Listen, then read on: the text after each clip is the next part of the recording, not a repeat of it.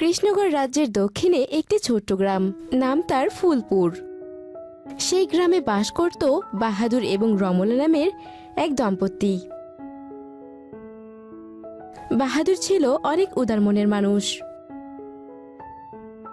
কিন্তু বাহাদুরের বউ ছিল ভীষণ খিটখিটে মেজাজের। সব সময় সে বাহাদুরের সঙ্গে ঝগড়া করত। গিন্নি, ও গিন্নি, কোথায় গেলে গো? কি হয়েছে? হ্যাঁ, এভাবে বাঘের মতো গর্জন করে ডাকছো কেন? আরে গিন্নি, আমার নামটাই তো বাহাদুর, তাই নামের সাথে গর্জন থাকতে হবে না? ইস, কি আমার বাহাদুর এসেছে রে! সামান্য একটা তেলাপোকা দেখে ভয় পায়, সে আবার বলে বাহাদুর। এই, তোমার এই নাম কে রেখেছে? হ্যাঁ, এই নাম তো আমার আব্বাই রাখছে। ছোটবেলায় আমি অনেক সাহসী ছিলাম তো, তাই আমার আব্বা এই নাম রেখেছে।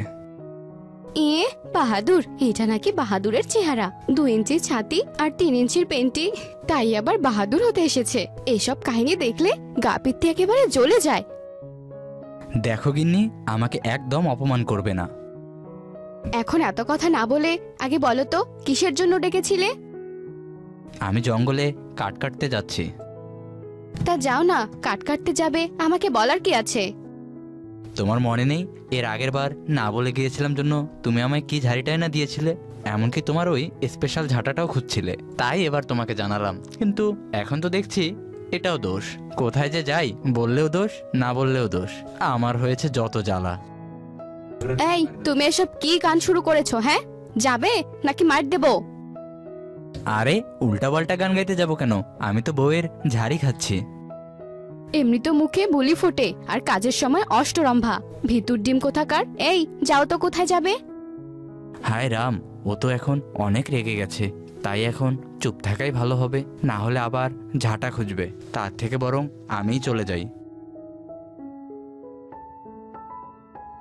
এরপর বাহাদুর তার বউকে আর কিছু না বলেই সেখান থেকে চলে যায় আর জঙ্গলে গিয়ে কাঠ কাটতে শুরু করে। হঠাৎই সেখানে একটি বাঘ এসে গর্জন শুরু করে, আর সেই গর্জন শুনে বাহাদুর সেই বাঘটির কাছে চলে যায় আর ভয়ে কাঁপতে থাকে, কারণ সে সেখানে একটি বাঘকে দেখতে পায়। বাঘটির পায়ে ছিল একটি ক্ষত। এ তো দেখি একটা বাঘ। এই বাঘের পায়ে এত রক্ত এলো কোথা থেকে? পা থেকে রক্তও পড়ছে। কি করব? একে সাহায্য করব নাকি রেখে চলে যাব? না, চলেই যাই বরং। এই কথা বলে বাহাদুর সেখান থেকে চলে যেতে ধরে, কিন্তু সে যেতে ধরে আবার দাঁড়িয়ে যায়। না, এই তো সুযোগ গিন্নির কাছে বাহাদুর হওয়ার। যদি এই বাঘকে আমি বাড়িতে নিয়ে যাই, তাহলে গিন্নি আর আমায় ভীতু বলবে না, আর আমিও গিন্নির কাছে অনেক সাহসী হয়ে যাব। হ্যাঁ, আমি বরং এই বাঘকে সাহায্য করব। এই কথা বলে বাহাদুর আবারও সেই বাঘটির কাছে যায়। ও মাগো, এই বাঘ আমায় কামড়াবে না তো? না না, ওর পায়ে তো অনেক ক্ষত হয়েছে, ভালোভাবে দাঁড়াতেও পারবে না, আমাকে আবার মারবে কি করে? আজ যে করেই হোক এই বাঘকে গিন্নির কাছে নিয়ে যেতে হবে। কিন্তু এই বাঘকে আমি কি করে নিয়ে যাব? একটা গাড়ি এনে এই বাঘকে নিয়ে যাব। এরপর বাহাদুর একটি গরুর গাড়ি নিয়ে আসে এবং সেই গরুর গাড়িতে করে সেই বাঘটিকে তার বাড়িতে নিয়ে যায় এবং তার গিন্নিকে বাড়িতে গিয়ে ডাকতে থাকে। বাহাদুরের স্ত্রী বাহিরে এসে গরুর গাড়িতে বাঘটিকে দেখে ভয়ে কাঁপতে থাকে। কি, হে তো বাঘ! হে, তুমি কি করেছো? বাঘকে তুমি কেন বাড়িতে নিয়ে এসেছো? তুমি তো বলো আমি নাকি বিড়াল, এখন দেখলে তো আমি কত বড় বাহাদুর। আমি সেই বাহাদুর, জঙ্গল থেকে বাঘ ধরে এনেছি। হ্যাঁ গো, আমি তো দেখতেই পাচ্ছি তুমি সত্যি বাহাদুর। এখন অনেক হয়েছে, যাও এই বাঘটিকে জঙ্গলে রেখে এসো। না গো, এই বাঘের পায়ে অনেক ক্ষত হয়েছে, আমাদের একে সাহায্য করা উচিত। একে ঘরে নিয়ে যেয়ে এর ক্ষত সারাতে হবে। এরপর বাহাদুর সেই বাঘটিকে ঘরের ভেতরে নিয়ে আসে এবং বাঘের পায়ে কাপড় বেঁধে দেয়। কিছুক্ষণ পরে বাঘটি সুস্থ হয়ে যায় আর বাঘটি বাহাদুরকে ধন্যবাদ জানায়। তোমাদেরকে অনেক ধন্যবাদ, তোমরা আমার জীবন বাঁচিয়েছো, তাই আমি তোমাদেরকে সাহায্য করব। তার আগে তোমরা আমার একটি কাজ করে দাও। কি কাজ? দক্ষিণের জঙ্গলে একটি বড় গাছ আছে, সেই গাছে মরিচের মতো ফল ধরে, আর ওই মরিচটা অনেক মিষ্টি আর সুস্বাদু খেতে। তুমি আমায় ওই মরিচটা এনে দিতে পারবে? হ্যাঁ, অবশ্যই পারবো। এই বলে বাহাদুর সেই দক্ষিণের জঙ্গলে যায়।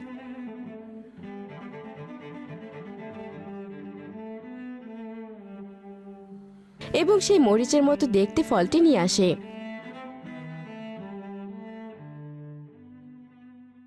এবং বাঘটি সেই মরিচটি খেয়ে ফেলে। বাঘটি মরিচটি খাওয়ার সঙ্গে সঙ্গে তার মুখ থেকে অনেকগুলো সোনা পড়তে থাকে। এটা দেখে বাহাদুর এবং তার স্ত্রী অনেক অবাক হয়ে যায়। এগুলো তোমাদের পুরস্কার। আমি হলাম একটি জাদুই বাঘ। তোমরা যখনই আমাকে এই ফলটি খাওয়াবে তখনই আমি তোমাদেরকে অনেক সোনা দেব। বাঘের মুখে এসব কথা শুনে বাহাদুর এবং তার স্ত্রী অনেক খুশি হয় এবং আস্তে আস্তে তাদের দুজনেরই অনেক উন্নতি হতে শুরু করে। তাদের দুজনের এত উন্নতি দেখে পাশের বাড়ির মিনতির মনে অনেক কৌতূহল জাগে।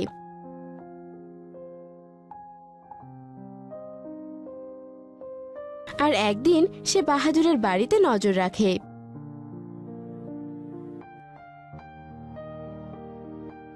আর সে জানালা থেকে দেখতে পায় যে রমলা বাঘটিকে মরিচ খাওয়াচ্ছে। আর কিছুক্ষণ পরেই বাঘটি তার মুখ থেকে সোনা দিচ্ছে। এসব দেখে মিনতি ভাবতে থাকে, ও তবে এই ব্যাপার, মরিচ খাওয়ালে বাঘটি সোনা দেয়, তার মানে এটা হলো জাদুই বাঘ। মিনতি তো আর জানতো না যে মরিচের মতো দেখতে ওই ফলটি আসলে মরিচ নয়।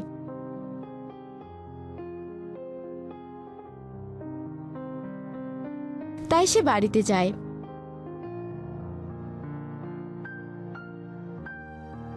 এবং তার স্বামীকে গিয়ে এই সব ঘটনা খুলে বলে। এরপর থেকেই তারা দুজন বাহাদুরের বাড়িতে নজর রাখত। একদিন বাহাদুর ও তার স্ত্রী কাজের জন্য বাহিরে যায়।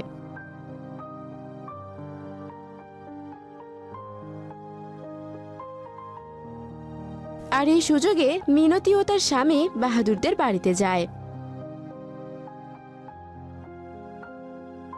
মিনতির হাতে অনেকগুলো মরিচ ছিল। এই নাও মরিচ, যাও এই বাঘকে খাওয়াও। কেন? তুমি যাও, আমার ভীষণ ভয় করছে। তুমি কি এখন যাবে নাকি এই বাঘকে বলবো তোমাকে যেন খেয়ে ফেলে? না না গিন্নি, আমি এক্ষুনি খাওয়াচ্ছি। এরপর মিনতির স্বামী সেই বাঘটিকে মরিচ খেতে দেয় এবং বাঘটি মরিচ খাওয়ার সঙ্গে সঙ্গেই ঝালে হিংস্র আওয়াজ করতে থাকে। বাঘটি ভীষণ রেগে যায় এবং মিনতি ও তার স্বামীর ওপর ঝাঁপিয়ে পড়ে এবং তাদের দুজনকেই খেয়ে ফেলে। লোভের কারণে মিনতি ও তার স্বামী প্রাণ হারায়। তো বন্ধুরা, দেখলে তো লোভ মানুষের কতটা ক্ষতি করে। এমনই সব মজার মজার গল্প পেতে আমাদের এই ছোট্ট চ্যানেলটির পাশে থাকতে ভুলো না কিন্তু।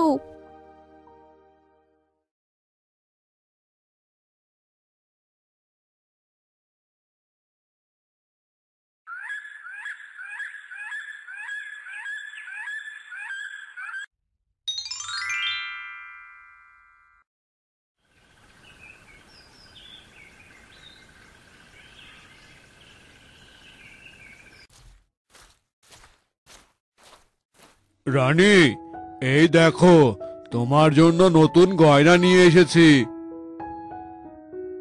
আমাদের রাজ্যের সবচেয়ে বড় ব্যবসায়ী, যিনি দেশ বিদেশ সব জায়গায় ব্যবসা করে বেড়ান, আমি তাকে দিয়ে শুধুমাত্র তোমার জন্য মরক্কো থেকে এই গয়নাটা আনিয়েছি। বলো রানী, তোমার কি এই গয়না পছন্দ হয়েছে? এটা সুন্দর, আর যতক্ষণ না তুমি মুক্তরানীর মাথার মুক্ত তৈরি মালা যতদিন না পর্যন্ত আমাকে এনে দিবে ততদিন পর্যন্ত আমার এগুলো পছন্দ হবে না। কিন্তু সে তো বড়ই দুষ্প্রাপ্য রানী। সেটা আমি জানি, আমাকে খুশি করতে হলে সেই দুষ্প্রাপ্য জিনিসই আমাকে এনে দিতে হবে। বেশ, আমি আমার সবটুকু দিয়ে চেষ্টা করব।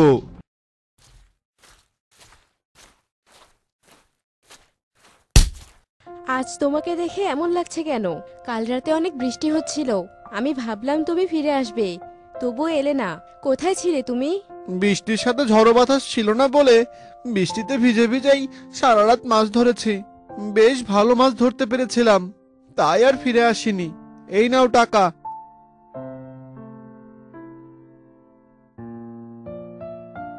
বৃষ্টিতে ভেজার কারণে মনে হয় একটু খারাপ লাগছে।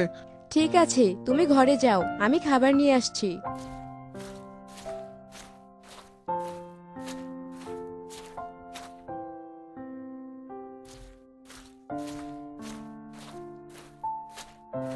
মালা, এই খাবারটা নিয়ে তোর বাবাকে দে, আমি রান্নাঘরের কাজ শেষ করে আসছি। ঠিক আছে মা, আমার কাছেই দাও।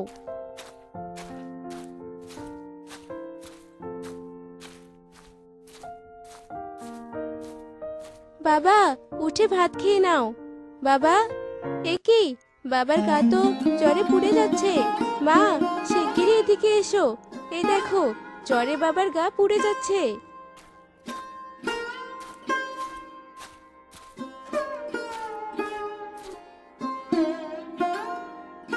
আরে তাই তো, এই লোকটাকে নিয়ে আমি আর পারি না। বৃষ্টিতে ভিজে ভিজে সারা রাত মাছ ধরেছে, আক্কেল আর কোনোদিন হবে না।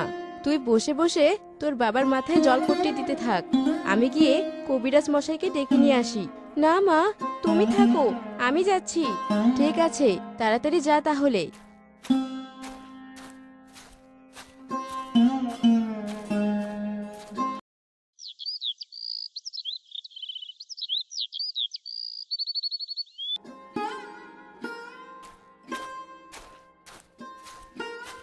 রাজামশাই, আপনাকে বড়ই চিন্তিত মনে হচ্ছে। কি হয়েছে বলবেন? কি আর বলবো বলো, তুমি তো সবটাই জানো। রানীর মাথায় সেই এক ভূত চেপে বসেছে। কত দামি দামি গয়না, কত বিভিন্ন দেশ থেকে এনে দিলাম, কিন্তু তার কোনোটাই পছন্দ হয় না। তার সেই মুক্ত রানীর মাথার মুক্তোর মালা চাই, কোথায় পাই বলো তো? আপনি তো অনেক চেষ্টা করে দেখলেন, এবার এবার আমি একটু চেষ্টা করে দেখি পারি কি না। সত্যি বলছো মন্ত্রী? তাহলে এই বিপদ থেকে বাঁচাও আমাকে।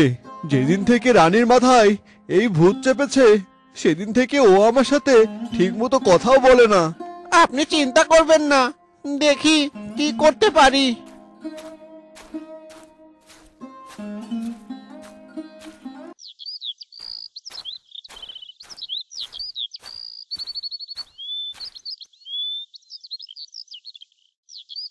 সারা রাত বৃষ্টিতে ভেজা জ্বর, সারতে একটু সময় লাগবে, 15-20 দিনও লাগতে পারে। আবার ওষুধও খেতে হবে একটু দামি, না হলে জ্বর আরো বেশি হবে।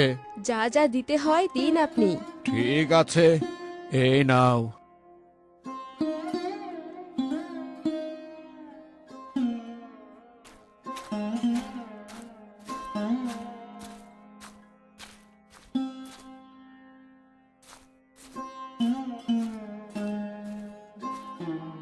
মা, তুমি মন খারাপ করে রান্না করছো? কোনোদিন তো এভাবে রান্না করো না। তোর বাবা যে টাকা নিয়ে এসেছিল সে সবই তো কবিরাজকেই দিতে হয়েছে। এদিকে তোর বাবা সেরে উঠতে সময় লাগবে, এই কদিন কি করে চলবো তাই ভাবছি। তুমি অত চিন্তা করো না মা, দেখবে সব একদিন ঠিক হয়ে যাবে। এখন আমি আসি। তুই আবার কোথায় ছুটলি? সমুদ্রের পাড়ে, একটু পরেই ফিরে আসবো, তুমি চিন্তা করো না।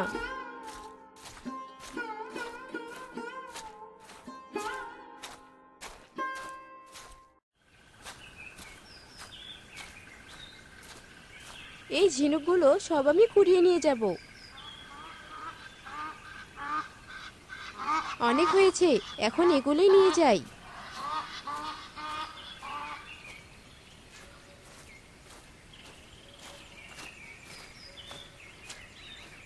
কিরে মালা, এত ঝিনুক কুড়িয়ে নিয়ে এসেছিস কেন? এগুলো দিয়ে মালা বানাবো এখন, তারপর এগুলো বাজারে বিক্রি করব, তাহলে আমাদের আর কোনো কষ্ট হবে না। আমার অসুস্থতার জন্য তোমাদের অনেক কষ্ট করতে হচ্ছে। তোমার কষ্টের কাছে এসব কিছুই না, তুমি আমাদের জন্য অনেক কষ্ট করো।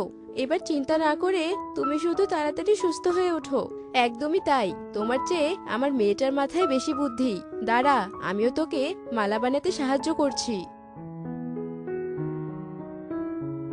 অনেক হয়েছে, এবার বাজারে গিয়ে এগুলো বিক্রি করে আসি।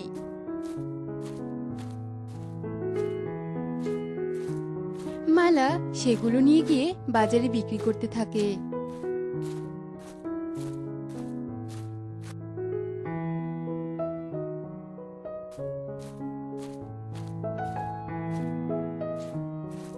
এই যে মেয়ে, তোমার কাছে তো বেশ সুন্দর সুন্দর ঝিনুকের মালা দেখতে পাচ্ছি। তুমি কি মুক্তোর মালা বিক্রি করো? থাকলে আমাকে একটা দাও দেখি। আমি তো মুক্তোর মালা বিক্রি করি না। কি বলো? ঝিনুকের মালা বিক্রি করো আর মুক্তোর মালা বিক্রি করো না? এই ঝিনুকের মালা বিক্রি করে তুমি আর কত টাকা পাবে? মুক্তোর মালা বিক্রি করলে তুমি আরো অনেক বেশি টাকা পাবে। আরে তাই তো, কাল থেকে শুধু ঝিনুকের মালা বিক্রি করব না, আমি মুক্তো খুঁজে নিয়ে এসে মুক্তোর মালাও বিক্রি করব। আরে এই তো মুক্তো, ওই ঝিনুকটা বেশ বড়, মনে হচ্ছে অনেকগুলো মুক্তো পাবো ওর ভেতরে। আমাকে মেরো না, আমাকে ছেড়ে দাও তুমি। আমি কি ভুল শুনছি? একটা ঝিনুক কিভাবে কথা বলতে পারে? হ্যাঁ বলতে পারি, আমি কথা বলছি। তুমি কে? আর একটা ঝিনুক থেকে তুমি মানুষ হলে কিভাবে? আমি মুক্তো রানী, এই ঝিনুকের ভিতরেই আমি থাকি। কাল রাতের বৃষ্টিতে আমি ভিজতে ভিজতে এই পাড়ে এসে আটকে গেছি। ভাটা পড়ে যাওয়ায় সমুদ্রে ফিরে যেতে পারিনি। ততক্ষণে তুমি চলে এসেছো আমাকে মেরে ফেলতে। ক্ষমা করো আমাকে, ভুল হয়ে গেছে আমার, আমি আসলে বুঝতে পারিনি। সে তো ঠিক আছে, কিন্তু তোমরা মুক্তোর লোভে এভাবে ঝিনুকদের মেরে ফেলো কেন? কত রকমের ঝিনুক ছিল এই সমুদ্রে, কিন্তু তোমরা মুক্তোর লোভে ঝিনুকদের এভাবে মেরে ফেলছো। সত্যি বলছো তুমি? হ্যাঁ সত্যি বলছি। শুধু কি তাই, এই ঝিনুক প্রকৃতির জন্য কত উপকারী সেটা কি তোমরা জানো? তোমাকে দেখে তো ভালো মানুষ মনে হচ্ছে, তাহলে তুমিও কি এই কাজ করো? আমি ইচ্ছে করে এই কাজ করতে আসিনি। আমার বাবা একজন জেলে, তিনি বৃষ্টিতে ভিজে মাছ ধরার কারণে অসুস্থ হয়ে গেছেন। আমাদের সংসার চালানোর জন্য এখন কোনো টাকা নেই। আমি যদি এখন কিছু না করি তাহলে আমার বাবার চিকিৎসা করাতে পারবো না, আবার আমরা না খেয়েও মরে যাব। আর এজন্যই আমি মুক্তো খুঁজতে এসেছি, যাতে আমাদের কিছু টাকা হয়। আমি বুঝতে পেরেছি, তোমার কথা শুনে আমার খুব মায়া হচ্ছে। আমিও তোমার সাথে তোমাদের বাড়িতে যেতে চাই আর দেখতে চাই মানুষদের জীবনযাপন কেমন। তুমি কি আমাকে তোমার সাথে নিয়ে যাবে? কেন নিয়ে যাব না, অবশ্যই নিয়ে যাব। চলো আমার সাথে। আমার বাবা অসুস্থ, তাই হয়তো তোমাকে ভালো আপ্যায়ন করতে পারবো না। তোমাকে ওসব নিয়ে ভাবতে হবে না, অনেক তো কথা বললাম, তোমার নামটাই তো জানা হলো না। তোমার নাম কি? আমার নাম মালা।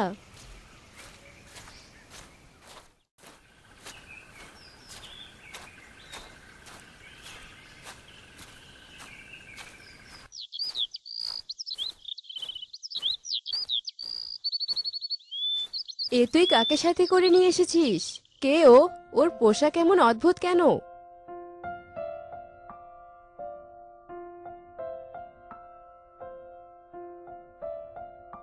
কি বলছিস? মুক্তরানী? মা আসতে, এই কথা যেন কেউ জানতে না পারে, তাহলে মানুষ ওর ক্ষতি করতে পারে। ও আমাদের অতিথি, ওর ভালো মন্দ দেখার দায়িত্ব তো আমাদেরই। হ্যাঁ তুই ঠিকই বলেছিস। তুমি বসো মা, তুমি কিছু মনে করো না, তুমিও তো আমার মেয়েরই মতো। মা, আমি এই মালাগুলো বিক্রি করে নিয়ে আসি, ততক্ষণে তোমরা গল্প করো। এই কয়টা মালা বিক্রি করে কতই বা টাকা পাবি? এই নাও মুক্তোর মালা, এগুলো একদম আসল মুক্তোর মালা, অনেক দাম পাবে তোমরা। এগুলো বিক্রি করে বাজার নিয়ে এসো। এত সুন্দর আর এত মুক্তোর মালা দেখেই তো আমার চোখ ঝাপসা হয়ে যাচ্ছে। মালা আমার বন্ধু, ওর জন্য তো এতটুকু করতেই পারি। ঠিক আছে, আমি তাহলে এখন আসি।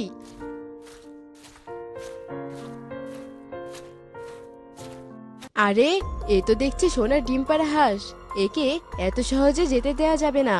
কিছুদিন আদর আপ্যায়ন করে আটকে রাখতে হবে, তাহলে কিছুদিনের মধ্যেই আমরা বড়লোক হয়ে যাব। প্রথমে ইনিয়ে বিনিয়ে আদায় করব, তারপর প্রয়োজন হলে জোর করে ছিনিয়ে নিব। এই একটা সুযোগ বড়লোক হওয়ার, এমন সুযোগ জীবনে বারবার আসে না। কি ভাবছেন আপনি? ভাবছি তুমি এসেছো, অথচ অভাবের কারণে তোমাকে কিছু খেতেও দিতে পারছি না। ও নিয়ে আপনি ভাববেন না।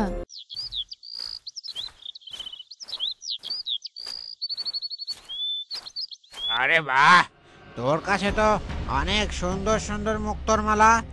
এই বাজারে তো এত সুন্দর মুক্তোর মালা কেউ বিক্রি করতে পারে না। তুই কোথায় পেয়েছিস এসব মুক্তো? কোথায় আবার মন্ত্রী মশাই? সমুদ্রের পাড়ে। আপনি নিবেন এগুলো? হ্যাঁ দে।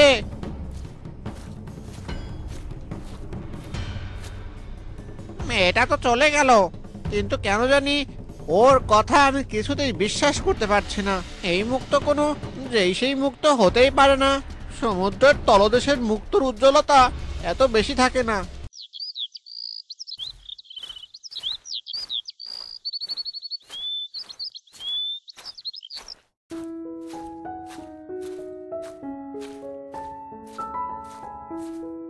কিরে, এত বাজার করে নিয়ে এসেছিস? হ্যাঁ বাবা, মন্ত্রীমশাই আমার সব মুক্তোর মালা কিনে নিয়েছেন। মালা, তোমার কাজ তো শেষ, চলো এবার আমরা ঘুরতে যাই। হ্যাঁ চলো, কিন্তু তার আগে তোমার এই পোশাক পরিবর্তন করে নাও, না হলে লোকে সন্দেহ করবে। ঠিক আছে, চলো এবার।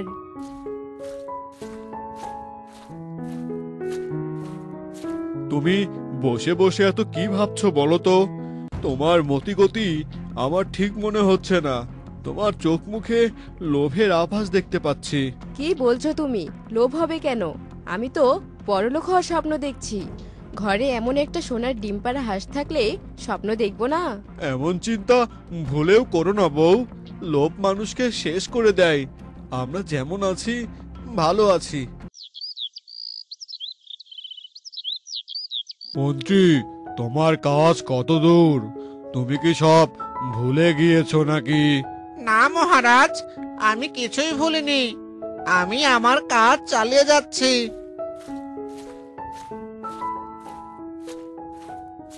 মালা, সত্যি করে বল, তুই এই মুক্তোর মালা কোথায় পাস? আমাকে বানিয়ে কোনো কথা বলবি না, কারণ আমি খুব ভালো করে জানি তুই এগুলো কোথায় পেয়েছিস। কোথায় পাই সেটা আমি আপনাকে অনেক আগেই বলেছি। তুই এই মুক্তোর মালা কোথায় পাস তা আমার জানার দরকার নেই, কিন্তু যদি কালকের মধ্যে মুক্তরানীর মাথার মুক্তোর মালা না নিতে পারিস, তাহলে তোর বাবা মাকে আমি শুলে চড়ানোর ব্যবস্থা করব। ভুলে যাস না, আমি মন্ত্রী, সব কিছুর খবর আমার কাছে থাকে।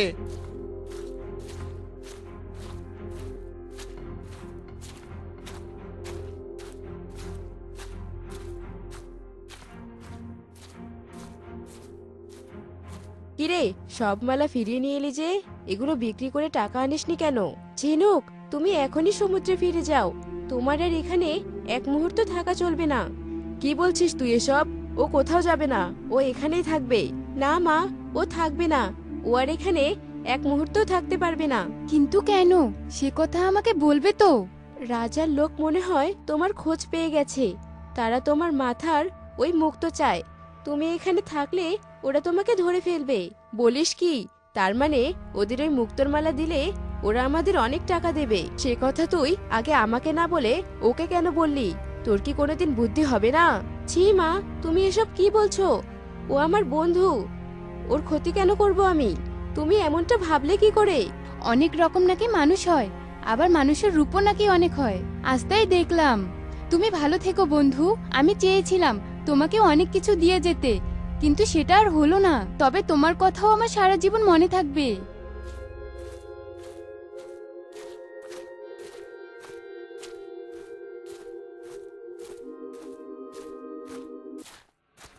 কিন্তু তোমার আর চলে যাওয়া হবে না ঝিনুক। আমরা এখন তোমাকে নিয়ে যাব, আর তোমার ওই মাথার মুক্তোর মালা আমরা নেব। আমি এই মালা তোমাদেরকে কখনোই দিব না। আমার জীবন চলে গেলেও আমি তোমাদেরকে দিব না। কিন্তু ঝিনুকের কথা আপনি কি করে জানলেন মন্ত্রীমশাই? আমার তোমাকে সন্দেহ হয়েছিল, তাই একজনকে পাঠিয়েছিলাম খবর নিতে। সেই লোকই সব জেনেছে, তারপর আমাকে জানিয়েছে। ঝিনুক, এখন আর কথা বাড়িও না, চলো আমাদের সাথে। আমাকে তোমরা সমুদ্রে যেতে দাও, নয়তো মানুষ জাতির ওপরে কোনো বিশ্বাস থাকবে না।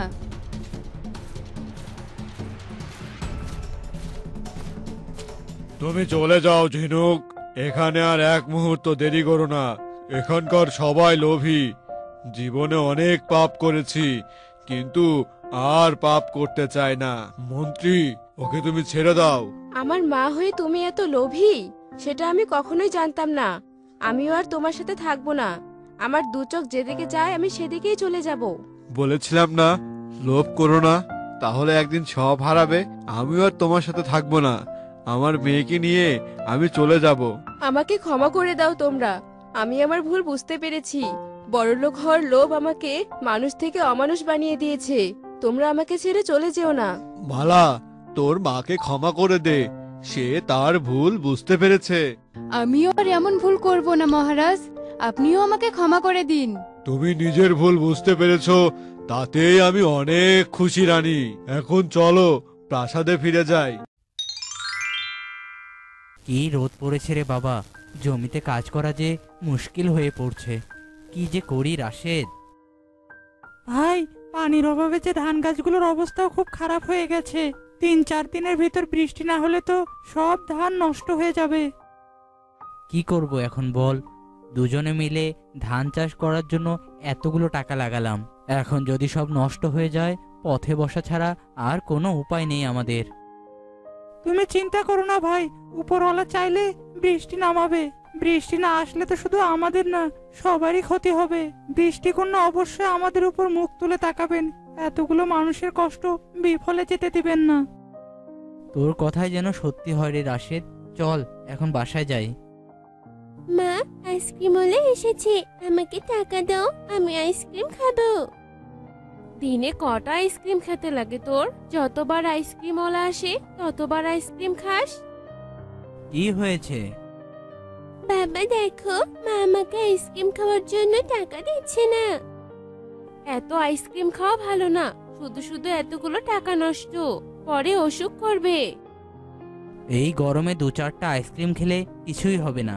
যাও আইসক্রিম কিনে খাও। বাবা তুমি অনেক ভালো, আর মা পচা। এই দেখো, তুমি ওকে লাই দিয়ে এমন বানর বানাচ্ছ, যাওয়ার আগে আমাকে কেমন ভেঙচিয়ে গেল। বাদ দাও তো, ছোট মানুষ, আস্তে আস্তে ঠিক হয়ে যাবে। বাহিরের আকাশ কেমন দেখলে? বৃষ্টি পড়ার কি কোনো সম্ভাবনা আছে? না গিন্নি, যে রোদ, মাটিতে একদম পাই রাখা যায় না, এত রোদ। বৃষ্টি না নামলে যে ধানগুলো সব নষ্ট হয়ে যাবে, এখন উপায়? এখন অপেক্ষা করা ছাড়া তো আর কোনো উপায় নেই, দেখি কি হয়। তোমরা সাধু বাবার কাছে যাও, একবার গিয়ে শোনো উনি কি পরামর্শ দেয়। হ্যাঁ, আমরা কজন মিলে ঠিক করেছি কাল যাব একবার তার কাছে, দেখি তিনি কি পরামর্শ দেন।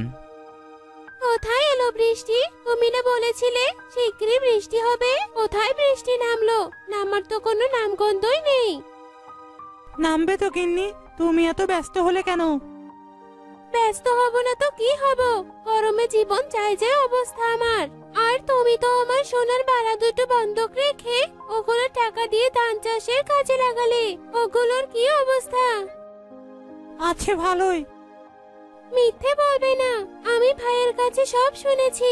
3-4 দিনের মধ্যে বৃষ্টি না নামলে সব ধান নষ্ট হয়ে যাবে, আর তোমার বোকামির কারণে আমি আমার বালা দুটো হারাবো। তুমি একটু ধৈর্য ধরো, আমি তোমার বালা ঠিকই ফেরত আনবো। টাকা ছাড়া বালা কি করে ফেরত আনবে? তুমি যদি আমার বালা ফেরত না আনো, তাহলে আমি সোজা বাপের বাড়ি চলে যাব। বৃষ্টি আনার জন্য যা যা করতে হয় করো, নইলে এই মুখ দেখাবে না আমাকে। আচ্ছা করব, কাল সকলে মিলে সাধু বাবার কাছে যাব, দেখি তিনি কি সমাধান দেন। বল, তোরা আমার কাছে কি চাইতে এসেছিস? সাধু বাবা, বৃষ্টির অভাবে আমাদের সকলের অবস্থা খারাপ। আপনি যদি বলতেন বৃষ্টিকন্যা কবে আমাদের গ্রামে বৃষ্টির ব্যবস্থা করবে, তাহলে খুব ভালো হতো। আগামী 1 মাসের ভিতরে এই গ্রামে বৃষ্টি পড়ার কোনো সম্ভাবনা নেই। এ কি বলছেন সাধু বাবা? ততদিনে তো আমাদের সব ফসল নষ্ট হয়ে যাবে। কিছুই করার নেই, বৃষ্টিকন্যা আমাদের উপর রেগে আছেন, তাই এমন প্রখর রোদ আর তাপ দিয়ে আমাদের কষ্ট দিচ্ছেন। বৃষ্টি ছাড়া তোরা যেন অসহায় হয়ে পড়িস, সেটাই উনি চায়। আমরা কি এমন করলাম যে বৃষ্টিকন্যা আমাদের উপর রেগে আছে? তার রাগ কমানোর কি কোনো উপায় নেই সাধু বাবা? আছে, কিন্তু সে পদ্ধতি তোদের ভালো লাগবে না। সাধু বাবা, আপনি বলুন কি পদ্ধতি, আমরা যে কোনো পদ্ধতি অনুসরণ করতে রাজি আছি। একটা ছোট মেয়ের জীবন বিসর্জন দিতে হবে, তাহলেই বৃষ্টিকন্যার রাগ কমবে। আর আমার ভরসা আছে, বৃষ্টিকন্যার রাগ কমলে সে নিজেই ওই মেয়েকে জীবিত করে তুলবে। সাধু বাবা পাগল হয়ে গেছে নাকি? এসব কি বলছে? আমি আগেই বলেছিলাম আমার পরামর্শ তোদের ভালো লাগবে না। তাই বলে আপনি আমাদেরকে এমন কথা বলতে পারলেন? আমরা সকলে না খেয়ে থাকবো, কিন্তু কোনোভাবে একটা নিরীহ মেয়ের জীবন আমরা এভাবে বিপদে ফেলে দিতে পারবো না সাধু বাবা। তোদের যা ইচ্ছা হয় তাই কর, পরে যখন একটা বাচ্চার জন্য তোদের সবার জীবন ঝুঁকির মুখে পড়বে তখন আবার কাঁদতে কাঁদতে আমার কাছে আসিস না। সবাই হতাশ হয়ে যার যার বাড়িতে চলে গেল। কি হয়েছে, তোমার মুখ এমন লাগছে কেন? সাধু বাবা বলেছে 1 মাসের মাঝে এ গ্রামে কোনো বৃষ্টি হবে না। আমাদের সব তাহলে চলে গেল, এখন আর কি করার? আমি তাহলে এখন বাপের বাড়িতে চলে যাই। দাঁড়াও গিন্নি, এখনো সুযোগ আছে একটা। আমাকে 2 দিনের সময় দাও। আমি যদি 2 দিনের মাঝে কিছু একটা করতে না পারি তাহলে তুমি বাবার বাসায় চলে যেও। ঠিক আছে, তুমি যখন এভাবে বলছো তবে আমি দিলাম তোমাকে একটা সুযোগ। তোমাকে অনেক ধন্যবাদ। আমাকে দেওয়া এই সুযোগ আমি বৃথা যেতে দেব না, দেখে নিও। রাশেদ যাদের বাড়িতে কন্যা সন্তান আছে তাদের বাড়িতে গিয়ে সাধু বাবার প্রস্তাবটি রাজি করানোর চেষ্টা করে। রাশেদ, এদিকে আয়, তোর সাথে আমার কথা আছে। হ্যাঁ দাদা, বলো। কি শুরু করেছিস এসব? মানুষের বাড়ি বাড়ি গিয়ে নাকি তুই সাধু বাবার প্রস্তাবে রাজি করানোর চেষ্টা করছিস? হ্যাঁ ভাইয়া, তুমি কিছু না করে কিভাবে বসে আছো? আমার কথা শুনে যদি কেউ রাজি হয়ে যায় তাহলে তো সবার জন্যই ভালো। তাই বলে তুই একটা নিরীহ মেয়ের জীবন বিসর্জন দিবি? আমি আগেও বলেছি, এখনো বলছি, এরকম কাজের পক্ষ আমি কখনোই নিব না। কিন্তু দাদা, আমাদের যে কষ্টের ফসলগুলো নষ্ট হয়ে যাবে। হলে হোক, ফসলের চেয়ে মানুষের জীবনের মূল্য অনেক বেশি। তুমি এই বিষয়টা তো জটিল বানাচ্ছ কেন ভাইয়া? সাধু বাবা তো বলেছিনি বৃষ্টিকন্যা আবার ওই মেয়েকে জীবিত করে তুলবে। বৃষ্টিকন্যা কারো জীবন ফিরিয়ে দিতে পারে এ কথা আগে কখনো শুনিনি। এভাবে কারো জীবন ঝুঁকিতে ফেলতে দিব না আমি। আবার যদি আমার কানে আসে যে মানুষের বাড়ি বাড়ি গিয়ে তুই এই কথা বলেছিস তাহলে তোকে এই বাড়ি থেকে বের করে দিব। কথাটা মনে থাকে যেন। এখন উপায় যেদিকেই যাই না কেন আমাকে এর সমস্যার সমাধান করতেই হবে। চাচু, তুমি পারে বসে আছো যে বাড়িতে যাবে না? হ্যাঁ রে মা, যাবো। একটা জিনিস নিয়ে চিন্তা করছিলাম। কি বিষয় নিয়ে আমাকে বলো, দেখি আমি কোনো উপায় খুঁজে পাই কিনা। তুই উপায় খুঁজে বের করবি? না দাঁড়া, তুই চাইলে এ ব্যাপারে আমাকে সাহায্য করতে পারিস। তাহলে আমাদের ওই গ্রামের মানুষের বিপদ দূর হবে, সাথে দাদাও বুঝতে পারবে আমি ঠিক ছিলাম। আমি তোমাকে কি করে সাহায্য করব চাচু? শোন, কালকে ভোরবেলা কাউকে কিছু না বলে এখানে চুপচাপ চলে আসবি। আমরা দুজনে মিলে এক জায়গায় যাব, তারপর তোকে বুঝিয়ে বলবো কি কি করতে হবে। আচ্ছা চাচু। শোন, এখন কিন্তু ভাইয়া ভাবিকে কিছু বলিস না, নয়তো আমার সব পরিকল্পনা বৃথা যাবে। ঠিক আছে চাচু। পরের দিন সীমা তার মা বাবার চোখের আড়ালে রাশেদের সাথে দেখা করতে এলো। রাশেদ সীমাকে নিয়ে সাধু বাবার কাছে গেল। বাচ্চা মেয়ে জোগাড় করতে পেরেছিস তাহলে? আমি ভাবতে পারিনি কেউ আমার প্রস্তাবে রাজি হবে। পরে ওর মা বাবা কোনো ঝামেলা করবে না তো? না না, কিসের ঝামেলা? ও আমাদের ঘরেরই মেয়ে। আপনি শুধু বলুন কি করতে হবে, ঝামেলা তাড়াতাড়ি মিটিয়ে ফেলাই ভালো।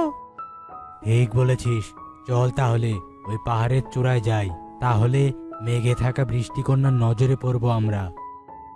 ঠিক আছে, চলুন। চলে এসেছি। এবার পাহাড় থেকে এই কন্যাকে ফেলে দিয়ে বৃষ্টিকন্যার কাছে বৃষ্টি চাওয়ার পালা। চাচু, সাধু বাবা এসব কি বলছেন? আমার যে ভীষণ ভয় করছে। এত দূর থেকে পড়ে গেলে যে আমি অনেক ব্যথা পাবো। সাধু বাবা, অন্য কোনো উপায় নেই আর? এটাই সবচেয়ে আসল উপায়। এখন কথা বাদ দিয়ে আসল কাজটা সেরে ফেল দেখি। না চাচু, আমাকে এভাবে মেরো না তোমরা। আমি কি করব কিছুই বুঝতে পারছি না। থাক, আমরা বাড়ি ফিরে যাই, লাগবে না আমার বৃষ্টি। বুঝেছি, তোর দ্বারা কাজ হবে না, ছাড় ওর হাত। ধাক্কা মেরে ফেলে দিল। রাশেদ চিৎকার করে সীমাকে ধরতে গিয়ে দেখলো সীমাকে আর দেখা যাচ্ছে না। সীমা, মা সীমা, কোথায় গেলি? কোথায় গেলি রে মা? সীমা। এই তো সীমা এখানে। সীমা, তুই ঠিক আছিস মা? তোর কিছু হয়নি তো? হ্যাঁ চাচু, আমি ঠিক আছি। বৃষ্টিকন্যা আমাকে বাঁচিয়েছে।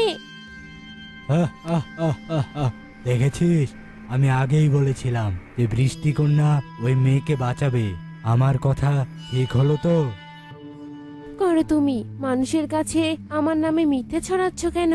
আমি কবে বলেছি আমার নামে মানব কন্যার জীবন বিসর্জন দিতে? আমি কাউকে মৃত থেকে জীবিত করতে পারি না। সময় মতো যদি আমি না আসতাম তবে ওই মেয়েটা মারা যেত। কিন্তু বৃষ্টিকন্যা, আপনার রাগ ভাঙানোর জন্য আমরা এসব করেছি, যেন আপনি আপনার অভিমান ভেঙে আমাদের প্রতি একটু সহায় হন। হ্যাঁ, আমি রেগে আছি তোমাদের প্রতি, কিন্তু তোমরা এসব করে আমার রাগ উল্টো বাড়িয়ে দিতে চাইছো। আপনি আমাদের উপর কিসের জন্য রাগ করেছেন বৃষ্টিকন্যা? তোমরা মানুষরা হচ্ছ অকৃতজ্ঞ। যে গাছ তোমাদের এতদিন ছায়া ছায়া ফলমূল দিয়েছে, সে গাছ কেটে তোমরা চাষাবাদ করো, জলাশয় বজ্র ফেলে তোমরা নষ্ট করো, আবার সেই তোমরাই আমার কাছে বৃষ্টির আশা করো। এসব না থাকলে আমি তোমাদের বৃষ্টি কিভাবে দিব? এখন তাহলে কি করব আমরা? কি করলে আপনার রাগ কমবে?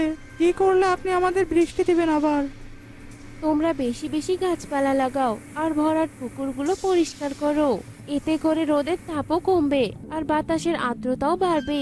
আর আমি কয়েকদিনের ভিতরে তোমাদেরকে আবার বৃষ্টি দিতে পারবো। জি বৃষ্টিকন্যা, ওরা তাই করবে। আর তুমি যদি আবার গ্রামবাসীদের এরকম উল্টোপাল্টা উপদেশ দাও, তাহলে তোমার জীবন নেব আমি, মনে রেখো। জি বৃষ্টিকন্যা, আর কখনো এমন ভুল করব না আমি। বৃষ্টিকন্যা সেখান থেকে চলে যাওয়ার পর রাশেদ গ্রামবাসীদের বৃষ্টিকন্যার বলা কথা বলে দিল।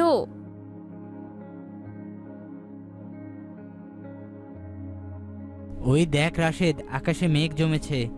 অবশেষে বৃষ্টিকন্যা আমাদের গ্রামে বৃষ্টি দিচ্ছেন। হ্যাঁ ভাই, আমাদের পরিশ্রম বৃথা যায়নি।